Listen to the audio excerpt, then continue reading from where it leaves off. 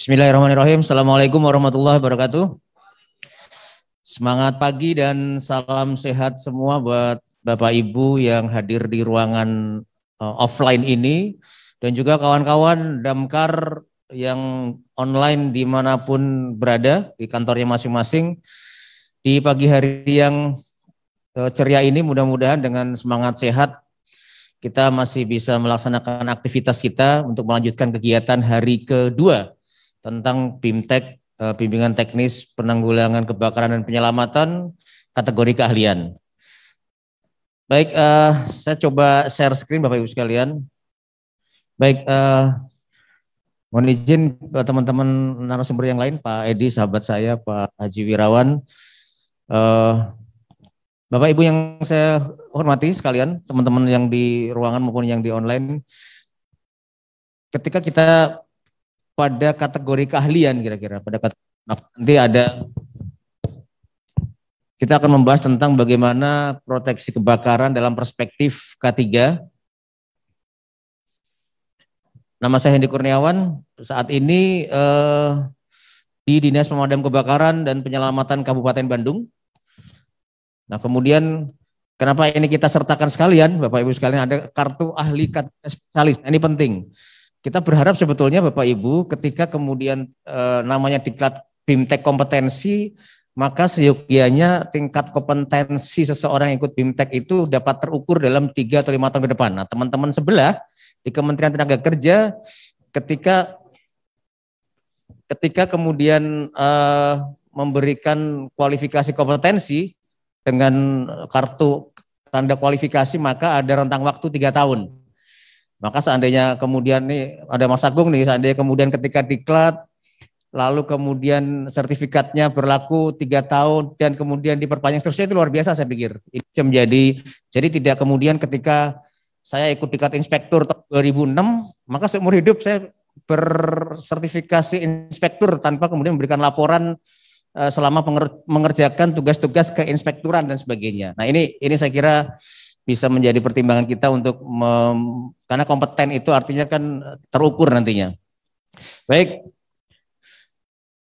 Nah, judul ini menarik ya, karena bicara K3 gitu. Nah, maka kemudian saya mengambil sudut pandang yang lain, kawan-kawan sekalian, saya mengambil sudut pandang yang lain, kira-kira apa yang mau dibahas nih kaitannya dengan K3. Kaitannya dengan nanti kita semua adalah pada aspek ahli pertama, ahli muda dan madya pada analis kebakaran. Apa itu definisinya, kemudian manfaat K3, bagaimana BIMTEK-nya, apa hubungannya dengan tugas Damkar kira-kira, lalu kemudian proteksi kebakaran seperti apa sih dalam perspektif K3. Nah ini kan nanti akan berhubungan dengan kita-kita yang ada di daerah, kita-kita semua di kabupaten kota yang melakukan fungsi pencegahan kebakaran. Saya akan mencoba mulai dari kawan-kawan yang sekarang sudah terlantik menjadi kategori keahlian, ada ahli pertama, muda, dan madya. Sebagaimana kita pahami, Bapak Ibu sekalian, bahwa ahli pertama itu kira-kira bertugas dalam urusan inspeksi kebakaran pada bangunan rendah dan menengah. Dan juga termasuk penyuluhan atau sosialisasi. Bangunan rendah dan menengah. Termasuk penyuluhan dan sosialisasi. Sehingga ini penting kiranya pada level keahlian ini, maka fungsi inspeksi menjadi hal yang utama juga. Kemudian ketika kita pada fase ahli muda, maka tugas inspeksi lagi-lagi tugas inspeksi proteksi kebakaran, tetapi pada bangunan tinggi dan industri. Contoh ketika bicara kabupaten kota, tentunya jumlah bangunan tinggi tidak akan sebanyak di kota-kota besar, Jakarta, Surabaya barangkali izin Pak Kadis, Surabaya, Makassar, Medan, tetapi dan industri. Kabupaten Bandung per hari ini datanya ada 2.646 industri. Maka ketika teman-teman pada ahli muda tidak usah khawatir bahwa bangunan tinggi kita hanya 10 biji misalkan Pak Edi misalkan di Magelang, tetapi industri kita luar biasa. Maka nanti menjadi PR besar juga, inspeksinya adalah pada lingkup bangunan tinggi dan industri, termasuk pelatihan instruktur. Lalu pada aspek fase yang berikutnya pada ahli madya, itu kira-kira ada tiga lingkup tugasnya. Yang pertama penyusunan RISPK, Rencana Induk Sistem Proteksi Kebakaran untuk definisi existing. Tetapi sekarang sedang dirumuskan oleh kawan-kawan Kemdagri, sudah rapat yang kesekian kalinya, kemudian dengan Prof. Yulianto kita juga ikut tim di dalamnya, akan menjadi draftnya RISPKP, Rencana Induk Sistem Penanggulangan Kebakaran dan Penyelamatan. Karena kalau RISPK kita masih mengacu pada Peraturan Menteri PU, nah kita akan sempurnakan menjadi RISPKP. Jadi ahli media itu bagaimana menyusun RISPKP sampai kemudian sampai kemudian mendata mengantarkan RISPK itu pada bagaimana peraturan dalam bentuk perda atau perbuk. Dan yang kedua, tugas lingkup ahli media nantinya penanganan B3. Maka oleh karenanya di sebelah kita sudah nanti ada narasumber yang akan menyampaikan B3. B3 itu dari mulai mengidentifikasi objeknya, penanganan kebakarannya akibat B3, karena kan ini masih hal yang baru Bapak Ibu sekalian di daerah. Penanganan kebakaran akibat B3-nya, kemudian juga pengawasan monitoring keselamatan pasukan tempur yang sedang penanganan B3. Nah itu 3. Kemudian yang ketiga pelaksanaan investigasi, dan hari ini juga disampaikan. Oleh karenanya ketika jabatan fungsional kemudian sudah melalui proses kemarin pelantikan, maka kemudian hari ini diberikan BIMTEK terkait dengan fungsi tugas untuk saat ini pada kategori keahlian. Ahli pertama,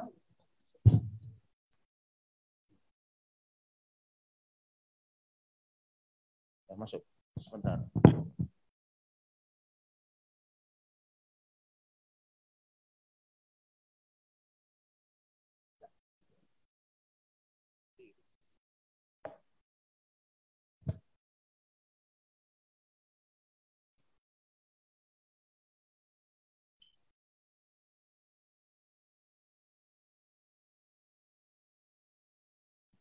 Oke, baik. Baik, lalu kemudian kita akan coba mengenal apa itu K3. Di mana posisi kebakaran dalam dunia besarnya K3. Bapak Ibu, sebagaimana kita pahami, teman-teman mungkin sudah hafal betul ketika kita bicara tentang K3, maka kita kenali dulu lambangnya. Nanti pada ujungnya kita akan sampaikan irisannya di mana dengan tugas-tugas Damkar pada konteks ahli, analis tadi. Di dalam pengertian K3 tentunya tujuannya adalah sebuah ilmu atau penerapan untuk mencegah terjadinya kecelakaan kerja, kemudian PAK, penyakit akibat kerja, dan jangan lupa ada kebakaran di sini. Ada kebakaran di sini. Peledakan dan pencemaran lingkungan. Jadi dari awal pun sudah nanti ada irisannya bagaimana tugas urusan dalam dunia K3 terhadap kebakaran itu sendiri. Mari kita kenali lambangnya. Itu biasanya kalau kita lihat di kawan-kawan di industri di Bandung, teman-teman P2K3, MKK dan lain sebagainya itu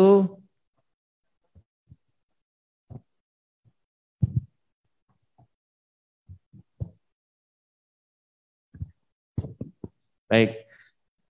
Nah, itu lambang K3 seperti itu. Kemudian nanti ada tanda roda gigi, warna putih, hijau dan seterusnya. Ingat di sini ada kalimat kebakaran. Tujuannya adalah mencegah terjadinya kecelakaan kerja, penyakit akibat kerja, kebakaran, peledakan dan juga pencemaran lingkungan. Lalu muncul pertanyaan, banyak sekali regulasi yang jauh lebih tua dibandingkan dengan regulasi-regulasi yang sifatnya terkait dengan dunia damkar kita. Ketika bicara proteksi kebakaran dan sebagainya. Maka Undang-Undang Nomor 1 Tahun 70 tentang keselamatan kerja itu wajib diterapkan di tempat kerja. Maka syaratnya kan 3 kalau tempat kerja itu. Ada tempatnya, ada tenaga kerjanya, adanya bahaya kerja di tempat itu.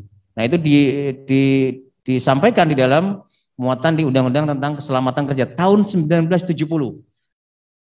Ya kalau kita bandingkan dengan Bapak Ibu dengan regulasi yang ada tentang kait dengan damkar kita, maka di Undang-Undang Bangunan Gedung pun itu nomor 28 tahun 2002. kemudian peraturan Menteri PU dan seterusnya yang sebelumnya Kepmen PU nomor 10 dan 11 tahun 2000. Dan ternyata tahun 70 sudah ada tentang keselamatan kerja. Lalu kemudian tentang dasar hukum yang lain tentang sistem manajemen K3 di Permenaker nomor 5 tahun 96. Wah, dari itu 70 sudah tahun lama-lama itu 96. Di situ dibunyikan perusahaan yang mempekerjakan 100 tenaga kerja. Di tempat yang lain, di beberapa regulasi yang lain, MKKG wajib terbentuk apabila minimal berapa tuh? 500 ya kalau salah tenaga kerja dan sebagainya. 100 tenaga kerja atau lebih. Lagi-lagi kemudian yang dapat mengakibatkan mengandung potensi bahaya serta dapat mengakibatkan kecelakaan kerja termasuk kebakaran. Maka wajib ada SMK 3. Kemudian di Permenaker tahun 87 nomor 4 tentang P2K3. Nah, kita sering mendengar nih Bapak Ibu sekalian, teman-teman di daerah, kami yang banyak berhubungan dengan industri, banyak kemudian mengenal dan mendengar tentang P2K3. Itu pun jelas diatur di tahun 87.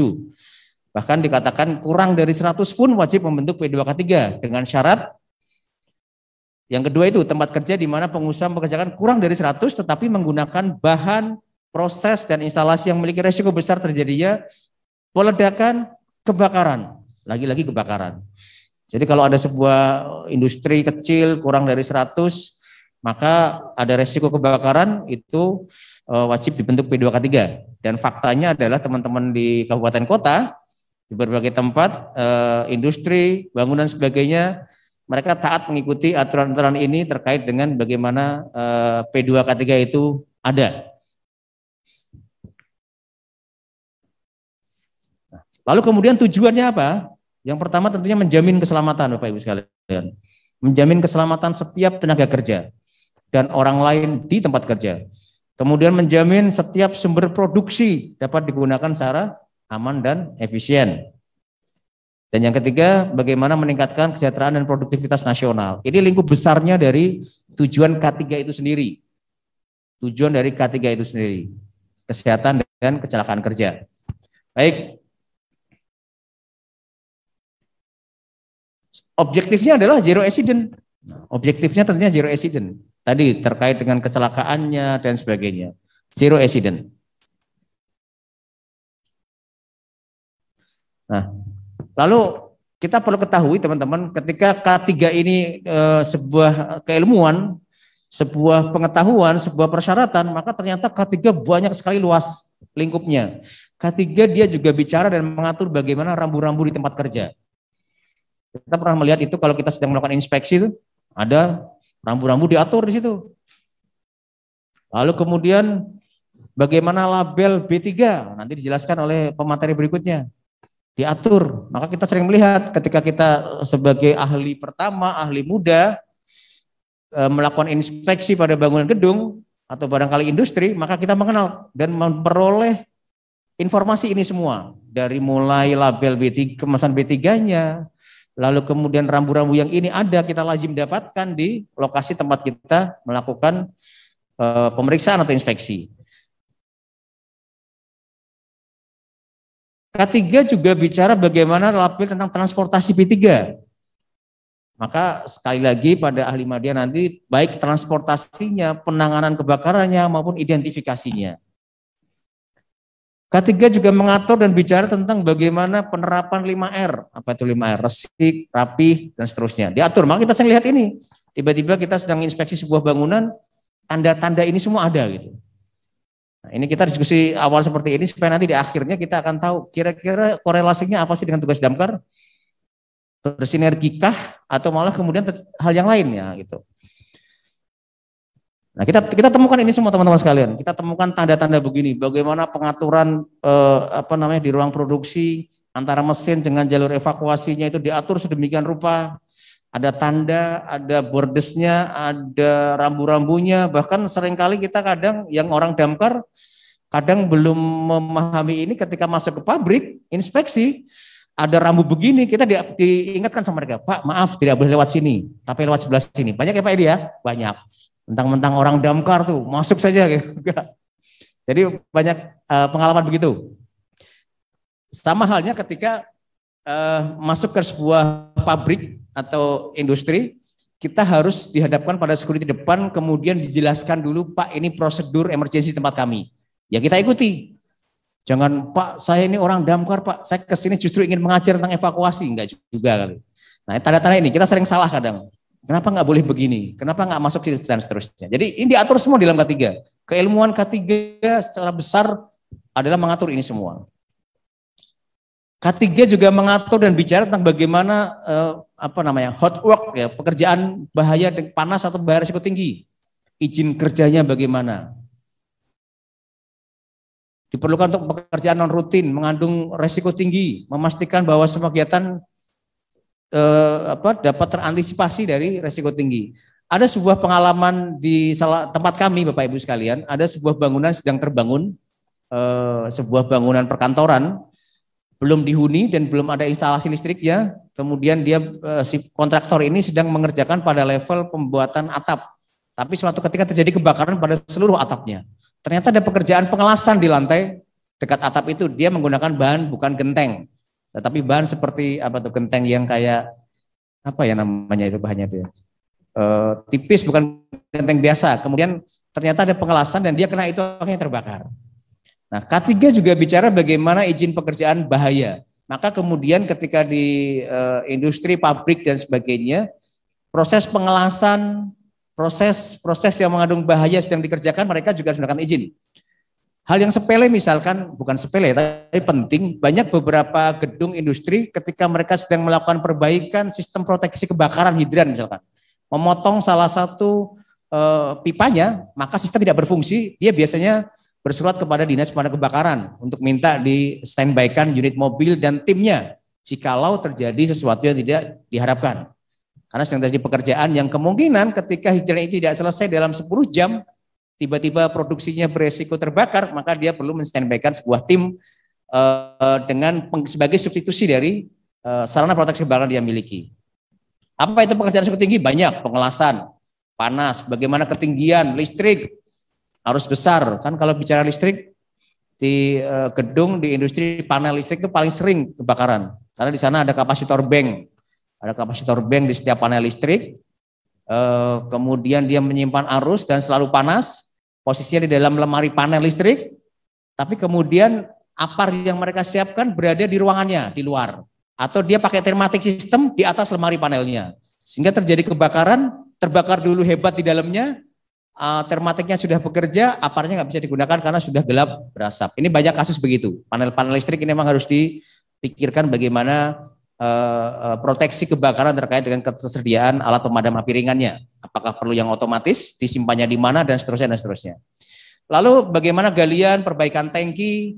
Ada sebuah kasus yang kita alami juga di tempat kami beberapa tahun yang silam. Ada sebuah pekerjaan pengelasan pada reservoir timbunan BBM di sebuah SPBU. Mereka tidak memikirkan bahwa setelah beberapa hari dikosongkan masih ada vapornya. Lalu tiba-tiba terjadi pengelasan, masih ada vapornya, ada percikan api, meledak, yang bersangkutan meninggal, terpental jauh ke belakang, mohon maaf, hancur semua. Nah, hal-hal begini kan menjadi resiko atau menjadi bagian dari K3. Kemudian bagaimana di confined space, pipingnya dan seterusnya. K3 bicara banyak hal. Bahkan pun K3 juga bicara tentang bagaimana APD-nya, sama kayak kita gitu. Maka nanti kita akan coba dalami di mana sih bedanya gitu, di mana kesamaannya antara urusan K3 dan damkar itu di mana kira-kira. APD K3 banyak, tetangga sebelah kita ke Glodok misalkan cari ini semua ada. Bahkan lebih lengkap ketika bicara air plug, kemudian safety glove, dan lain sebagainya. Karena APD ini juga bagian untuk keselamatan petugas yang bersangkutan. Sama seperti hanya kita juga ada APD untuk petugas pemadam kebakaran. Kelengkapan wajib yang digunakan saat bekerja sesuai dengan bahaya dan risiko kerja. Maka kita sering melihat di beberapa industri ada sebuah tim atau sebuah pekerjaan yang mensyaratkan pekerja ini menggunakan salah satu dari ini semua. Harus pakai goggle, harus pakai glove, harus pakai rompi dan lain sebagainya. Oke, ini kita mengenal sedikit tentang istilah-istilah insiden dalam K3. Ada kecelakaan kerja, ada nirmis, hampir celaka. Jadi bedanya Kalau yang kecelakaan kerja itu terdiri bisa menyebabkan cedera, penyakit akibat kerja, ataupun fatal kematian. Tapi kalau near miss itu hampir celaka kira-kira. Jadi hampir kejatuhan kran, hampir kejatuhan beton yang di atas, insiden yang tidak menyebabkan cedera, PAK atau kefatalan, tapi hampir. Jadi lagi-lagi pengertian dari insiden adalah berkaitan dengan bagaimana terjadinya cedera, penyakit akibat kerja, atau kefatalan, dan dapat terjadi termasuk insiden ialah keadaan darurat. Salah satunya barangkali kebakaran. Nanti juga ada definisi apa itu penyakit akibat kerja. Kemudian kita nanti juga mengenal kesehatan kerja. Dasar hukumnya juga lagi-lagi lengkap regulasinya. Tahun 70, Permenaker Trans 2 tahun 80 dan seterusnya. Nanti bisa sambil dibaca di slide yang nanti akan dibagikan. Nah, Bapak Ibu yang saya hormati, kawan-kawan sekalian Damkar dimanapun berada, ternyata sudah cukup lengkap juga mereka bicara bagaimana kelembagaan K3 dan profesinya. Jadi kalau saat ini analis kebakaran, pemadam kebakaran terampil itu sebagai sebuah profesi yang kemarin baru dilantik gitu, maka di urusan K3 dengan beberapa regulasi yang sudah tua, mereka sudah memiliki sebagai sebuah profesi. Maka kita sering mengenal kawan-kawan ada ahli K3 umum, banyak sekali ternyata gitu. Dan nanti kita akan cerita teman-teman profesi K3 yang ada di tempat kerja ini justru sangat membantu sekali peran Damkar dalam konteks pre-fire ataupun in case of fire atau post fire-nya. Kita mengenal ada ahli K3 umum, lengkap dengan segala prosedur BIMTEK dan diklatnya. Ahli K3 umum, AK3U. Kemudian ada K3 pesawat uap dan bejana tekan. Ada K3 pesawat angkat-angkut. Ada konstruksi, chemical, dan ini yang penting, ada ahli K3 penanggulangan kebakaran. Ahli K3 penanggulangan kebakaran. Nanti kita coba dalami, apa bedanya dengan yang sekarang existing di Damkar, diklat-diklat yang di-create oleh institusi pemadam kebakaran. Di sana sudah ada ahli K3 penanggulangan kebakaran, dan seterusnya. Ada petugas K3 kimia, auditor internal K3, ahli K3 listrik, dan sebagainya. Lembaganya banyak, ada himpunan, ada asosiasi lain juga banyak. Tapi jangan salah, di kita juga ada banyak, barangkali di forum yang baik ini kita sudah mengenal ada apa MPK2I ya, Masyarakat Profesi Keselamatan Kebakaran Indonesia. Silakan bergabung, itu aktif sekali MPK2I. Banyak seminar-seminar, webinar yang dilakukan setiap hari Sabtu. Maka para praktisi fire dan keselamatan dari berbagai disiplin ilmu dan instansi bergabung di situ. Kita juga ada. Ada apa? Kita mengenal ada kalau asosiasi kelembagaan ada APKARI, Asosiasi Pemadam Kebakaran Indonesia, ada APPARI, Asosiasi Produsen Apar Indonesia. Itu ada. Ketuanya Pak Gideon. Sehingga apar-apar ini nanti akan menjadi terstandarkan perlahan dan lain sebagainya. Baik, sekarang kita coba lebih masuk sedikit tentang K3 penanggulangan kebakaran. Nah, garis bawahnya di tempat kerja. Jadi kalau kita bisa sedikit membedakan, kalau kita ada dinas pemadam kebakaran, kalau bahasa saya, Bapak Ibu sekalian, maka kita bicara kewilayahan. Ada dinas Damkar Kabupaten A, Damkar Kabupaten B. Maka sebenarnya K3 penanggulangan kebakaran di tempat kerja itu juga dipersyaratkan dan diwajibkan secara regulasi. Pak Tasor kemarin menyampaikan tentang MKKG, salah satu bentuk dari K3 penanggulangan kebakaran pada bangunan atau gedung. Di beberapa industri menggunakan nama P2K3, ERT, Emergency Response Team. Lalu ada lagi K3RS di rumah sakit. Lalu ada lagi apa namanya? SHE dan seterusnya. Kata kuncinya adalah di tempat kerja. Penanggulangan kebakaran di tempat kerja. Lalu Damkar sama-sama memadamkan kebakaran. Mencegahnya ada, menanggulanginya ada, penyelamatannya ada, tapi pada kewilayahan kita. Di mana posisinya satu sama lain? Nanti kita lihat. Kebakaran besar, Bapak Ibu sekalian. Sebuah industri kebakaran besar, habis, PHK itu efek dominonya. Kemudian terjadi kegagalan dalam pemadaman awal. Kita sering mendengar dan melihat bagaimana grafik pertumbuhan api, dari mulai muncul asap, api, tumbuh, flashover, fully developed fire, kemudian penurunan dan seterusnya.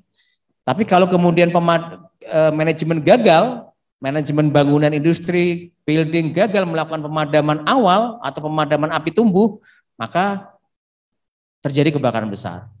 Hanya dalam waktu singkat, Nah, kita coba hubungkan kawan-kawan sekalian. Respon time damkar berapa? 15 menit. Artinya yang tahu persis melihat api kebakaran siapa? Di tempat kerja. Di tempat kerja. Ada pabrik industri A, dia misalkan memiliki segalanya, proteksi kebakarannya, juga membentuk tim K3-nya, maka ketika kebakaran tidak tiba-tiba petugas damkar pos terdekat langsung jelek datang simsalabim. Dia butuh waktu.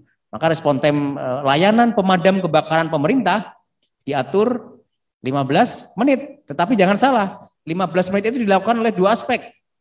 Yang pertama oleh organik dinas pemadam kebakaran, dan yang kedua dilakukan oleh masyarakat binaan pemadam kebakaran. Bisa bentuknya relawan kalau masyarakat.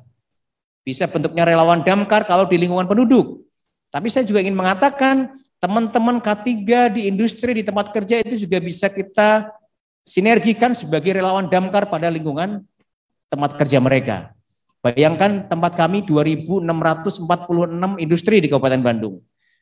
Kalau kemudian terjadi kebakaran, ternyata ada di tempat kerjanya sudah terbentuk K3, unsur-unsur K3 itu dari mulai pra kebakaran, saat kebakaran, pasca kebakaran, maka ketika ada kebakaran, dinas damkar pemerintah akan sangat terbantu. Perjalanan mencapai 15 menit, sebelum 3 menit mereka sudah action untuk melakukan pemadaman awal pada api awal dan api tumbuh. K3 penanggulangan kebakaran di tempat kerja. Bapak Ibu, sering ada masalah berikutnya. Ada pertanyaan menggelitik yang tidak tuntas-tuntas di kita. Kenapa regulasi damkar sangat terbatas? Kenapa tidak selengkap? Kenapa tidak dari dulu? Kenapa tidak kuat? Dan seterusnya. Saya ingin mengatakan bahwa ketika kita bicara fire, maka dapat terjadi pada berbagai bentuk objek kebakaran. Bisa di moda transportasi misalkan. Nah, transportasi itu milik siapa? Ada Kementerian Teknis Pembinanya, ada Kementerian Perhubungan. Baru-baru ini sudah di awal tahun, akhir tahun kemarin, itu muncul ada peraturan dari salah satu dirjen yang mengatakan bahwa setiap mobil yang baru tahun 2021 wajib memiliki alat pemadam api ringan. Ditegaskan kembali dengan keputusan itu, alat pemadam api ringan. Pertanyaan berikutnya kan panjang ya, aparnya harus seperti apa? Standarnya harus bagaimana? Bapak Ibu kalau yang baru beli mobil tahun 2021 pasti ada. Walaupun aparnya masih perlu kita tanda petik apakah standar atau tidak gitu. Tapi ketika bicara kebakaran pada moda transportasi, maka Kementerian Perhubungan adalah sektornya. Maka kemudian mereka membuat regulasi lokal mereka. Kebakaran di pabrik, kita sudah tidak asing lagi. Kementerian Tenaga Kerja jauh lebih kuat, jauh lebih lama mereka punya regulasi. Undang-Undang Nomor 170 dan seterusnya. Permenaker 84 dan seterusnya. Kemudian di rumah sakit, ada Permenkes nomor 16 tahun 2016 tentang keselamatan kesehatan di bangunan rumah sakit. Ada juga diatur. Nah, jadi kalau ada, kenapa tidak satu? Nah, alam nih, apakah mungkin kita bikin undang-undang kebakaran gitu kira-kira ya? Itu pertanyaan tahun 2012 ketika kita diskusi rapat nasional dulu di Bali. Ada Prof. Yulianto, Prof. Manlian, dan teman Prof. Bambang Heru. Mungkin enggak nih kita punya undang-undang kebakaran. Nah, tapi fakta yang sekarang diatur semua di sektornya masing-masing. Rumah sakit ada tentang K3-nya. Di bangunan gedung ada Kementerian PU. Ada yang cukup lengkap, yang kita lebih sering berkiblat, damkar kita berkiblat pada regulasi di PU. Walaupun ketika Kementerian PU ini mengeluarkan Undang-Undang Nomor 28 2002 dan turunannya, maka SNI-SNI yang dikeluarkan mereka sudah cukup lama nih Pak Edi. Tahun 2000 rata-rata. Maka hari Minggu kemarin, Minggu kemarin, kebetulan Kementerian PU Dirjen Cipta Karya membuat dan sudah mulai rapat SK, ada tim namanya Komisi Teknis 90/19 tentang perencanaan sains bangunan gedung. Akan mereview 10+4, 14 SNI. Ada Prof. Yulianto duduk di situ, ada 13 orang, Prof. Yulianto, Pak Petrus, saya juga tim di Komtek 90-19. Itu akan mereview SNI-SNI yang tahun 2000 Pak Edi, yang sudah usang. Tahun 2000, 2001 tentang alarm, tentang pipa tegak dan sebagainya. Karena sudah perlu dikinikan. Lalu juga bagaimana ada kebakaran di hutan dan lahan. Kita mengenal adanya BKSDA, mereka punya apa namanya slip on unit. slip on unit mobil pemadam kebakaran dengan MPA, masyarakat peduli apinya, dengan manggala agninya itu ada. Bagi daerah kabupaten kota yang memiliki hutan lahan, maka itu ada ranahnya teman-teman BKSDA, konservasi sumber daya alam. Mereka punya mobil pemadam kebakaran Jeep Ranger gitu kalau nggak salah, slip on unit dengan pompa dan juga sebagainya. Maka dan termasuk area-area lainnya. Ketika kita bicara port, pelabuhan, ketika kita bicara bandara, maka dia juga punya regulasi lokal masing-masing. Maka kesimpulannya bahwa ketika bicara kebakaran, baik pencegahannya, penanggulangannya, maka objeknya macam-macam. Sehingga regulasinya pun juga spesifik pada aspeknya mereka. Maka oleh karenanya kemudian mobil damkar pemerintah berbeda dengan mobil damkarnya bandara. Gede, besar begitu, karena fungsi juga berbeda gitu. Petugasnya sama-sama terlatih, tetapi frekuensi penanganan kebakarannya jauh lebih banyak petugas damkar pemerintah.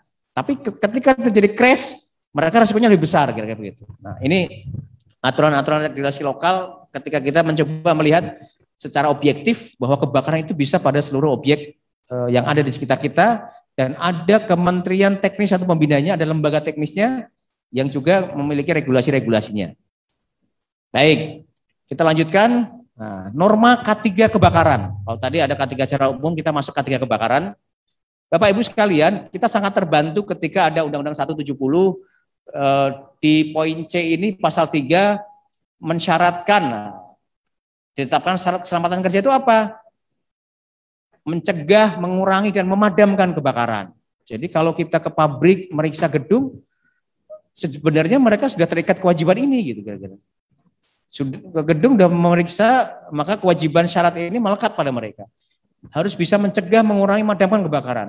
Mencegah, mengurangi bahaya peledakan. Bahkan mengatur juga bagaimana jalan menyelamatkan diri. Bahasa kita ada sarana jalan keluar, evacuation dan seterusnya. Nah, kemudian ini peraturan standar teknisnya banyak, teman-teman. Nanti bisa ini teman-teman ahli kebakaran, analis ini harus di luar kepala ini ya, baca dan baca gitu. Tapi jangan di luarnya lagi gitu, lupa nanti. Sudah di luar kepala, di luarnya lagi jatuh nanti. Nah, ini banyak sekali. Maka bahasanya kawan sahabat saya Pak Edi Parwoko itu, kita akan mau membaca begini ketika kita menemukan kasus meriksa gitu. Tiba-tiba kita mendapatkan kasus, kok aparnya begini, baru kita baca Permenaker 4 tahun 80. Ketika kita bicara baru kita buka Permenaker, tapi nggak apa-apa lah. Minimal teman-teman yang ahli ini asupan referensinya bisa banyak gitu. Ya, akan selesai sebetulnya di sela-sela kita cek lapangan pemeriksaan, banyak regulasi yang harus kita buka-buka kembali. Ini tentang standar teknis bagaimana K3 penanggulangan kebakaran. Nah, lalu di mana kira-kira posisinya? Kita sering mendengar Bapak Ibu sekalian, kawan-kawan sejawat damkar dimanapun, bahwa kalau kita di Dinas Pemadam Kebakaran pemerintah, maka kita mengenal ada lembaga-lembaga diklat atau jenjang diklat. Ya, saat ini masih menggunakan Permendagri 16 tahun 2009.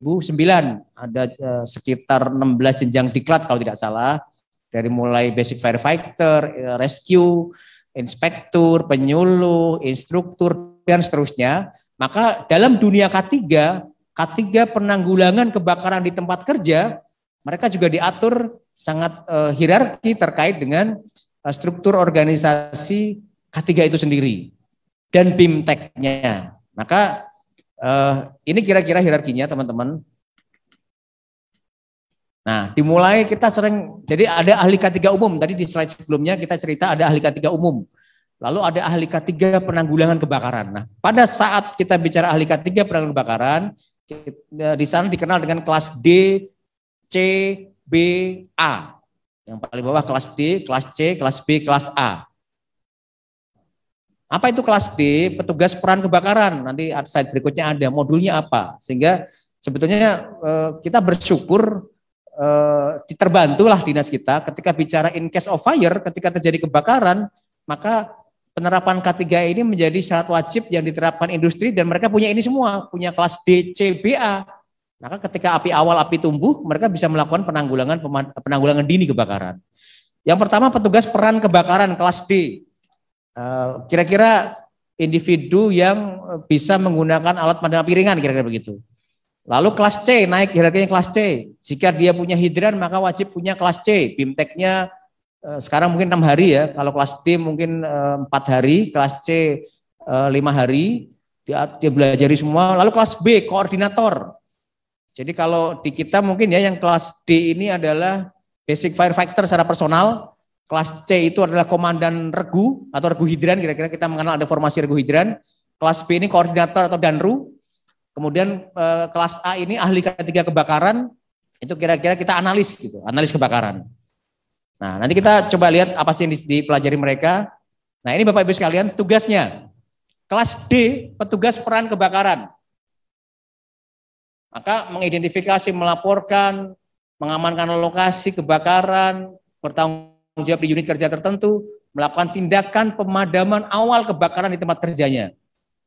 Maka faktanya adalah beberapa industri bangunan gedung sudah menerapkan dan memiliki sejumlah orang yang bersertifikat kelas D. Karena diatur juga di Permenaker tentang unit penanggulangan kebakaran, untuk setiap berapa orang wajib ada kelas D-nya, setiap berapa orang pegawai wajib ada sekian kelas D-nya. Oke, nanti bisa sambil dibaca di referensinya. Ini yang kelas C. Dia regu hidran, maka kalau ada pertanyaan, Pak kami sebuah pabrik punya hidran wajib kelas C, wajib. Pak kami belum punya hidran kelas D, kalau berkiblat pada naker wajib pada kelas D. Pak kami ingin latihan dengan damkar, sama saja gitu. Nah ini kan kendala-kendala di lapangan tuh, terkadang latihannya dengan siapa, diperiksa oleh siapa dan seterusnya. Kelas B, koordinator subunit penanggulangan kebakaran.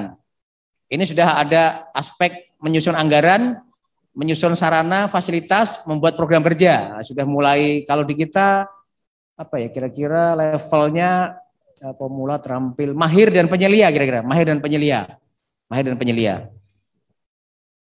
Boleh nggak kita ikut ini? Ikut Pak. Saya tahun 2017 sengaja ikut Bapak Ibu sekalian, walaupun kita di urusannya kebakaran sudah lama, ikut diklat inspektur tahun 2006 dan selama itu juga inspeksi gedung. Tetapi Bapak Ibu sekalian, kami penasaran nih, ada apa sih dengan K3 Pak Edi? Kok kadang di daerah itu naker lebih ditaati nih, nah, dalam inspeksi. Sebelum ditanya nih, saya jawab dulu nih, lebih ditaati gitu kan. Diperiksa naker, taat. Akhirnya saya penasaran Bapak Ibu, kemudian tahun 2017 awal kalau nggak salah, saya ikut ahli K3 kebakaran kelas D, C, B, A. 1 bulan kalau nggak salah, 1 bulan. D, lanjut C, lanjut B, lanjut A. Orang nakernya heran. Kenapa orang damkar ikut kegiatan begini? Baru seumur-umur ada orang damkar ikut beginian gitu. Akhirnya alhamdulillah kita banyak bertemu dengan teman-teman pusat di Kementerian Tenaga Kerja, lalu kita sampaikan semuanya. Fakta di daerah adalah begini. Mereka juga menyayangkan dan heran. Harusnya dengan banyaknya orang damkar ikut diklat begini, ini sebagai perpanjangan tangan Kementerian Tenaga Kerja dalam hal pengawasan ketenagakerjaan adalah aspek kebakaran. Nah, akhirnya alhamdulillah kita mulai mendalami, oh bedanya begini. Dan ketika kita dapatkan itu Pak Edi, Pak Magelang nih, dapat kartu tadi, oh itu lebih sakti Pak. Masuk ke industri itu ahli K3 kebakaran, oh iya. Jadi maka kalau ada kesempatan monggo silahkan teman-teman sekalian ikut sesuaikan dengan fungsi perannya. Kalau kita ahli, saya menyarankan ambil yang kelas BA, tapi biasanya harus di bawah dulu, DCBA gitu. Ambil yang kelas A. Itu mirip-mirip sama dengan inspektur kira-kira, tapi lebih pada fokus pada di tempat kerja. Nanti kita jelaskan. Baik, ini yang kelas A, ahli K3 yang spesialis kebakaran. Nah, teman-teman silakan lihat, ini saya sempat mengcapture dalam foto yang kelas C sama kelas B Bapak-Bapak sekalian, dan A, D-nya belum sempat saya foto. Maka kira-kira modulnya juga luar biasa. Jadi kalau di tempat kerja ini ada yang punya kelas D, ada karyawan yang sudah sertifikat kelas D, kelas C, alhamdulillah damkar bersyukur. Kita bersyukur ketika in case of fire, mereka sudah ada yang ngerti gitu. Nah kelas C itu misalkan nih, ada tentang modul 1 sampai 8 tentang K3 penanggulangan kebakaran, regulasinya. Dia belajar juga tentang fenomena kebakaran. Dia belajar tentang media pemadam air dan peralatannya, tentang teori pemadamannya, prosedur gawat darurat, penanggulangan PPGD-nya, SCBA-nya, rescuing-nya, pencarian penyelamatan, pengendalian proses pekerjaan. Maka kalau di kabupaten kita ada beberapa industri, kemudian mereka taat pada aturan naker, kemudian dia berhitung sedemikian rupa, menghitung sehingga butuh sekian banyak pegawai yang sudah sertifikat kelas C, luar biasa. Maka itu sebagai bahasa saya, maka itu sebagai mitra kita pemadam kebakaran, sebagai kita sinergikan untuk mereka menjadi bagian dari ujung tombak kita ketika terjadi kebakaran. Saya boleh mengatakan lah kalau mereka juga bisa kita klaim sebagai relawan damkar. Maka ini perlu dipikirkan ketika teman-teman kita di pusat sedang meng-create sebuah aplikasi IT Redcar kalau tidak salah. Saya selalu di beberapa forum rapat menyampaikan ke Pak Evan juga bahwa tidak harus urusannya lingkungan masyarakat, lingkungan penduduk desa berbasisnya. Tapi kalau sebuah industri punya P2K3, punya tim K3, kita bisa registerkan mereka sebagai bagian dari relawan damkar. Ketika terjadi kebakaran di tempat kerjanya, dia bisa melakukan upaya pemadaman dini kebakaran. Baik, kita lihat yang kelas B. Dia ada sekian banyak modul tentang sistem pelaporan kecelakaan kerja, tentang pemeriksaan dan pengujian sistem proteksi kebakaran. Bagaimana dengan inspektur? Sama gitu. Sama inspektur tingkat 1, inspektur tingkat 2. Yang kelas A, bahkan dia mengenal tentang sistem pengendali asap, kemudian terhadap ledakan bahayanya, dampak lingkungannya, bahkan ada model simulasi kebakaran. Ini biasanya dosanya Pak Adrianus ya dari UI. Modeling, fire modeling. Evakuasinya seperti apa? Pakai sistem software fire modeling. Perancangan sistem proteksi kebakaran berbasis kinerja, performance based system, analisa biaya dan cost benefit analysis, mereka belajar gitu. Maka DCBA ini biasanya ada pada tempat kerja, Jadi dia akan fokus melindungi objek lingkungan tempat kerja mereka dari aspek kebakaran, dari bahaya kebakaran. Oke, ini nanti sambil bisa, ini beberapa pasal yang saya tambahkan penting yang kaitannya dengan P2K3 itu sendiri. Baik, nah Bapak Ibu, ini yang sering kita sampaikan ketika kami damkar memberikan penyuluhan pada pabrik industri. Misal, ketika bicara petugas peran kebakaran itu, gelap ya nggak kelihatan ya, salah. Ketika petugas peran kebakaran kelas D, maka ada pasal yang mengatakan bahwa Permenaker 186 sekurang-kurangnya 2 orang setiap jumlah tenaga kerjanya 25 orang. Jadi kalau ada pabrik karyawannya 100 orang, berarti perlu berapa kelas D nih Bapak-Bapak sekalian? 100 berarti dibagi 4, 8 ya? 8. Jadi kalau ada pabrik punya 100 pegawai, maka secara regulasi syarat dia wajib membimtekkan yang bersertifikat petugas peran kebakaran kelas D. Nah, mari kita coba cek di kabupaten kota kita. Kalau itu ada semua, luar biasa. Terbantu sekali kita. Pasukan kita sangat terbantu in case of fire. Yang kedua, kelas C, regu penanggulangan kebakaran. Dan seterusnya yang mempekerjakan tenaga kerja 300 orang atau lebih dan seterusnya itu wajib ada kelas C. Tidak dibunyikan berapa jumlahnya. Ada. Atau dengan kata lain dia kan kaitannya dengan hidran. Jadi kalau punya hidran sistem maka wajibkan kelas C. Nah ini beberapa regulasi yang misalkan itu semua termasuk kelas B dan A-nya, koordinator dan juga ahli K3-nya. Nah sama dengan kita Bapak Ibu sekalian, ruang lingkup K3 ini pada aspek pencegahannya, pre-fire-nya, kemudian in case of fire-nya, tanggap darurat dan juga recovery-nya atau pasca kebakarannya. Mereka juga mengatur itu semua. Diajarkan di BIMTEK-nya? Ada. Di kelas DCBA itu ada. Sampai dia diajarkan memahami tentang seluruh sistem proteksi kebakaran dan inspeksi dan seterusnya. Menanggulangi kebakaran juga sama. Nah baik, saya lanjutkan.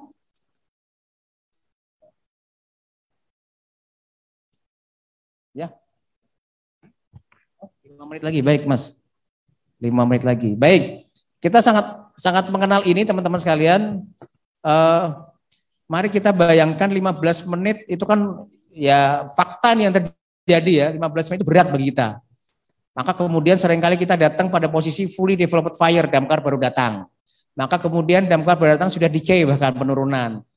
Sehingga peran K3 di sini ketika dia taat pada syarat yang diterapkannya, ada kelas DCPA, regulasinya sudah ada, SOP-nya dibikin oleh mereka, maka proses pemadaman cepat, tepat, dan aman sebelum kita datang pun bisa mereka lakukan bahkan.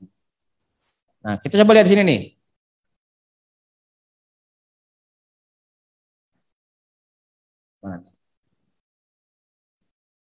Baik.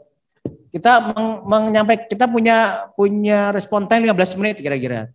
Apakah iya 15 menit itu pasti? Jadi kalau kita datangnya 15 menit pasti sudah terjadi flashover. Kan beberapa referensi mengatakan 5 sampai 8 menit, 700 sampai 1000 derajat gitu. Kalau di sebuah tempat kerja industri, pabrik dengan fire load yang tinggi, bisa jadi 3 menit pertama, 10 menit pertama terjadi flashover, damkar belum datang.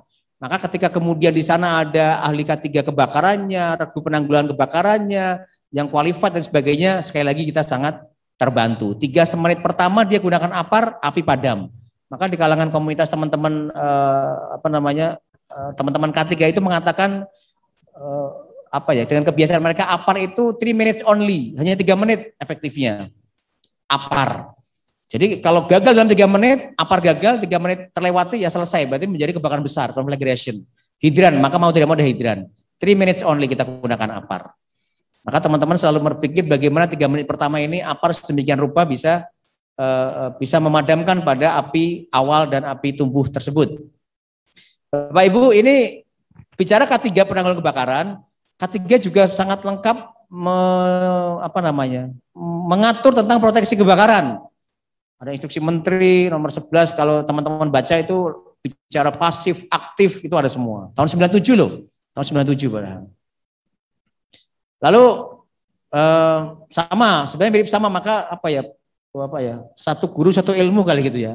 Jadi kami ikut kelas DCBA di Naker juga itu juga gitu. Tapi ada yang spesifik lain misalkan tentang ledakan, tentang bahaya proses produksi, tentang lain sebagainya ada. Tapi prinsipnya bicara pasif sama, mereka bicara means of escape, bicara kompartemen, semua kontrol, fire damper dan seterusnya. Bicara aktif itu juga. Nah, pasif, means of escape-nya bagaimana? Lalu kemudian sistem proteksi pasif, bagaimana kompartemenisasi, kita juga belajari gitu. Di level ahli kita pelajari.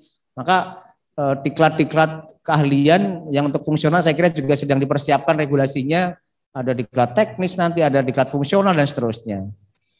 Nah, dia juga bicara pengendali asap, iya sama. Bagaimana bahaya ducting pada sebuah AHU, air handling unit, di sebuah AC pada tempat kerja industri misalkan. Ducting AHU itu kan berbahaya ketika ada asap dan kebakaran, api dia bisa lewat situ. Perlu smoke damper. Nah juga kita pelajari di diklat-diklat inspektur kita dan materi-materi keilmuan damkar kita. Lalu bicara proteksi aktif, itu juga APAR, alarm, sprinkler, bahkan regulasinya juga sudah ready. Permenaker tahun nomor 84 tahun berapa itu? 80-an, 90-an. Tentang APAR, alarm. Oh iya Bapak Ibu sekalian, APAR ini sudah ada SNI Bapak Ibu sekalian, SNI nomor 180 tahun 2021 yang baru. Teman-teman nanti bisa membelinya itu di linknya BSN. Nah, jadi di linknya BSN. Jadi saat ini Badan Standarisasi Nasional sudah 3 tahun ini membentuk Komisi Teknis 1304 yang mengkaji dan mereview SNI damkar yang sifatnya produk. Nah, saya ada di dalamnya, saya Pak Suheri, Damkar DKI, saya Prof. Yulianto, Pak Gideon, dan seterusnya ada 13 orang di Komtek 1304. Bedanya adalah kalau Komtek 1304 itu produknya, APAR-nya, cara ngujinya, dan seterusnya. Kalau yang Komtek 9019 itu tata cara perencanaan dan pemasangannya yang miliknya PU. Nah saat ini yang sudah diselesaikan oleh Komtek 1304 BSN itu SNI tentang APAR, SNI tentang fire alarm detector, dan saat ini sedang terus rapat teknis merumuskan tentang selang pemadam kebakaran. Hari ini ada rapat online dengan tim tentang selang pemadam kebakaran, dan kawan-kawan sedang dirumuskan SNI tentang ITM, Inspection, Testing, and Maintenance. Nah ini penting untuk panduan teman-teman ahli nanti, inspektur dalam memberikan inspeksi, ITM, Inspection, Testing, and Maintenance. Baik, saya lanjutkan. Cepat, ini instalasi alarm sama, saya kira kita juga pelajari ini. Permenakernya ada tahun 83 pula gitu. Instalasi alarm kebakaran otomatis. Ada semua gitu.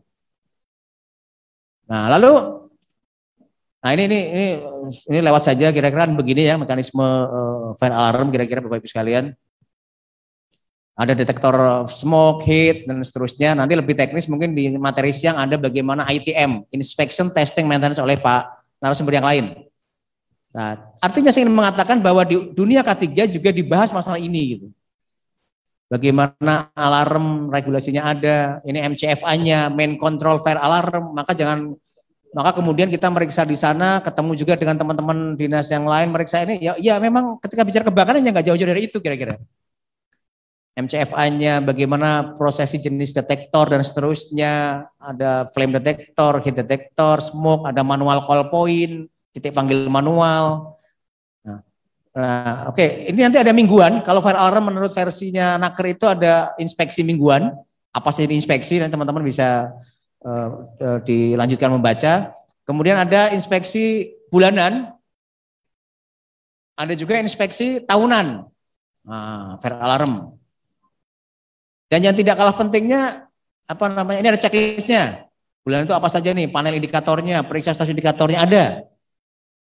Nah, ini kita mau bikinkan SNI-nya sekarang, sedang berproses membuat SNI-nya. Nah, ini juga penting di kiblatnya teman-teman industri ketika bicara fire alarm detector, dia menggunakan pasal ini. Sekurang-kurangnya 20% titik detektor diuji setiap tahun. Jadi kalau saya punya 100 detektor di pabrik saya, kira-kira dalam 5 tahun semua terperiksa. Nah, kalau inspektur kita kan random nih ya, random ya Pak, Bapak ya, random kita meriksa di pabrik sebagainya. Kalau punya 200 detektor, ya sebetulnya mereka sendiri bisa melakukan pemeriksaan atau internal check oleh tim K3-nya mereka. Baik, bicara hidran sama, mereka juga mengenal tentang hidran, pompanya 500 GPM, reservoirnya kalau kelas 1 harus 45 menit kebutuhan airnya, dan seterusnya. Kemudian 1 GPM sekarang diidentikan dengan 2000 liter per menit, dan seterusnya. Dia juga bicara hidran, iya sama. Nah, pompa hidran, ada joki elektrik diesel, yes. Maka nanti di slide terakhir saya ingin memberikan beberapa kesimpulan. Harus ada satu set pompa. Sprinkler, ya mereka juga ada bicara masalah sprinkler karena bicara masalah kebakaran. Bicara sistem proteksi aktif ya itu juga. Kan kita pelajari juga ini ada pendant, upright, sidewall. Warnanya, warna merah 68 derajat dan seterusnya. Nah, ini beberapa SNI yang akan dikaji ulang oleh Komtek dari Kementerian PU, Komtek 90, Komtek 9019 kalau tidak salah. Ini baru beberapa SNI tentang SNI tata cara hidran dan seterusnya. Ini sedang dirumuskan. Baru beberapa minggu kemarin kita diskusi. Baik, terakhir saya ingin memberikan kesimpulan Bapak Ibu sekalian. Yang pertama, tujuan K3 di tempat kerja adalah salah satunya melindungi keselamatan, salah satunya juga terjadinya kebakaran. Nah, sehingga urusan kebakaran menjadi salah satu bagian dari konsep K3, kira-kira begitu. Kan tadi kita bahas di awal tuh, K3 bicaranya apa dari bahaya ledakan, kecelakaan kerja, termasuk kebakaran. Harus mampu mencegah dan menanggulangi kebakaran. Kebakaran muncul. Pada lingkupnya tempat kerja. Nah, yang kedua, penerapan K3 pada kebakaran tempat kerja meliputi aspek sarana, proteksi kebakaran, dan ketersediaan SDM-nya. Tadi sudah kita bahas, kelas D, C, BA. Ada ahli K3U, ahli K3 umum, ada ahli K3 kebakaran DCBA. Maka hal ini sama dengan pola penerapan yang dilakukan kita, itu dia sebenarnya kebakaran. Oke, apple to apple-nya orangnya, kita ada ahli, berarti ada inspektur macam-macam, mereka juga punya yang kelas B dan A, masuk ranah inspeksi dan pengujian. Yang ketiga, K3 kebakaran diterapkan dalam fase sama pra kebakaran, saat kebakaran, dan pasca kebakaran. Nah, mungkin lokusnya adalah lingkungan kerja mereka saja. Tempat kerjanya tok gitu, pabrik saya, gedung saya, industri saya gitu. Nah, K3 kebakaran. Kalau kita penanganan dinas damkar adalah pada lokus kewilayahan kabupaten kota. Maka pabrik yang ada di tempat kita bagian dari layanan kita. Tetapi respon cepatnya bisa dilakukan oleh mereka. Yang keempat, tadi sudah saya sampaikan tapi saya simpulkan kembali, ketersediaan tim K3 kebakaran yang sesuai dengan kompetensi dan tugasnya akan sangat dapat membantu dinas damkar dalam pencapaian respon time yang berat 15 menit. Bapak Ibu, 15 menit itu kalau kita mengacu satu kecamatan satu pos damkar saja, saya nggak bicara Jakarta kelurahan udah ada pos ini. Yang kita di daerah ini, satu kecamatan satu pos damkar, saya pernah berhitung Bapak Ibu sekalian, satu pos damkar kita butuh sekitar 5 miliar. Mobilnya, orangnya, APD-nya, BBM-nya, operasionalnya. Satu pos damkar 5 miliar. Apakah cukup? Satu kecamatan, satu pos, tidak cukup. Di sebuah kabupaten kota ada satu kecamatan 10 desa. Yakin 10 desa, satu pos itu bisa mencapai 15 menit ke dalam 10 desa? Enggak. Maka bahasanya kan minimal satu pos. Maka kemudian dikembangkanlah oleh relawan damkar kalau sifatnya penduduk. Tapi kalau sebuah desa yang memiliki kawasan industri, maka gunakanlah teman-teman K3 ini diregistrasikan sebagai relawan damkar yang kita bina. Yang kelima, ketersediaan sarana transportasi kebakaran yang dipersyaratkan pada penerapan K3 harus selalu dilakukan aktivitas ITM, Inspection, Testing, Maintenance. Inspection, Testing, Maintenance. Nah, mereka juga harus melakukan. Maka sepertinya tentang Inspection, Testing, Maintenance ini, Bapak Ibu sekalian, ada beberapa konsep. Yang pertama, terkadang kita nggak mampu. Salah satu bidang pencegahan di dinas kita dengan jumlah SDM yang terbatas, mampu nggak dalam setahun memeriksa rutin 2.646 pabrik? Nggak mungkin. Maka konsep yang kedua, kita bisa gunakan mereka ada internal check. Mereka silahkan tim K3 ini melakukan audit internal, kemudian laporannya itu silahkan dilaporkan, diverifikasikan ke kita. Saya rasa Damkar DKI sudah begitu. Sudah teman-teman FSM melakukan internal audit, kemudian melaporkan pada damkarnya. Nah itu juga saya kira bisa menjadi bagian tugas dari ahli analis kebakaran, ahli pertama muda madya. Jadi tidak harus ke lapangan, kita bisa memverifikasi hasil laporan internal mereka. Yang kelima, yang keenam, tugas tim K3 dalam fase pra kebakaran meliputi aktivitas ATM yang dapat bersinergi, ini kalimat terakhirnya, yang dapat bersinergi dengan instansi terkait termasuk damkar. Maka saya ingin mengatakan, sudahlah, kalau kita masih, Pak, pabrik saya sudah diperiksa naker, kok sekarang damkar datang, ya nggak ada masalah gitu, kita periksa gitu.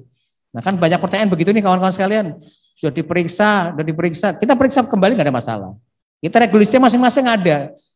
Apalagi rumah sakit diaudit juga oleh auditor dari Kemenkes. Tapi ujung-ujungnya temuan mereka agar berkoordinasi atau konsultasikan kepada OBS setempat, otoritas berwenang setempat. Siapa itu? Dinas Pemadam Kebakaran. Jadi saya ingin mengatakan di kesimpulan terakhir ini, kawan-kawan sekalian, teman-teman ahli kebakaran, analis ini, ketika kita bicara fungsi analis ahli pertama pertama dan muda, inspeksi dan inspeksi, maka ada kemitraan yang bisa kita bangun, ada sinergitas yang bisa kita bangun dengan teman-teman dari dinas yang lain, dengan sektor yang lain yang juga sama-sama memeriksa tentang proteksi kebakaran dan seterusnya. Jadi tujuannya sama, tapi karena bicaranya objek terkadang kita, karena itu objeknya industri, maka masuknya ke tenaga kerjaan. Karena objeknya gedung, ada teman-teman engineering dari Kementerian PU ada sebagainya. Tapi saya kira itu sepatutnya kita sinergikan. Maka yang lebih kuat adalah mari kita bikin peraturan daerah, ini penting. Banyak kabupaten kota yang damkarnya tidak memiliki perda dan perbub tentang pencegahan dan penanggulangan kebakaran. Karena sepertinya yang mengikat mandatori itu kan perbub, perda. Biasanya nggak punya, lalu mengacu pada permen SNI. Nah itu kan voluntary itu. Maka mari kita mengajak di sesi terakhir ini, saya ingin mengajak yang belum punya perda, kita bikin perda pencegahan penanggulangan kebakaran. Kalau kita sudah bikin perda, di dalamnya ada bagaimana merencanakan hidran, standar APAR dan seterusnya, maka itu akan menjadi sebuah kewajiban yang ditaati sebagai mandatori oleh bangunan gedung industri yang ada di kita sebagai objek inspeksi kita. Saya kira itu kawan-kawan sekalian, mudah-mudahan konsep pemahaman kita tentang K3 itu bisa objektif dan komprehensif menyeluruh, bahwa kebakaran sebagai bagian dari upaya K3 yang mereka ruang lingkupnya pada tempat kerja itu sendiri. Demikian, terima kasih. Assalamualaikum warahmatullahi wabarakatuh.